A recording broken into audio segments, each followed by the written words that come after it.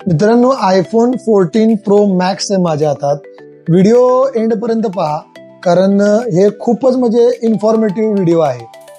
एक अनुभवी टेक्निशियन तुमचं काम प्रॉपर करतो आणि 2 पैसे जर तुमच्याकडनं जास्त घेतोय तर तुम्ही त्याला प्रिफर करा. 2 पैसे जास्त द्या, पण तुमच्या मोबाईलची लाईफ वाचू शकते.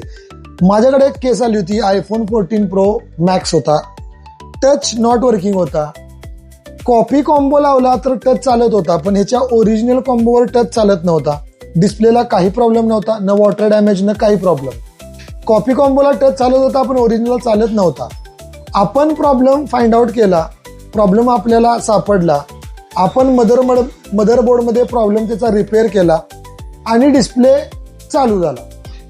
या जागे जर कुठला अंडर एक्सपिरियन्स म्हणजे ज्याला जास्त एक्सपिरियन्स नाहीये असला टेक्निशियन जर असला तर ते काय म्हणाल की बाबा कॉपी कॉम्बो चालतंय, ओरिजिनल चालत नाही, ठीक आहे कॉपी टाकून द्या.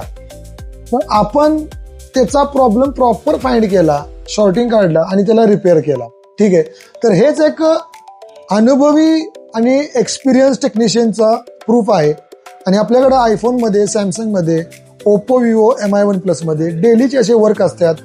हार्डवेअर रिलेटेड जर तुमचा कुठलाही प्रॉब्लेम असेल तर तुम्ही एकदा A to Z मोबाईल करायला 100% व्हिजिट करा. Thank you very much.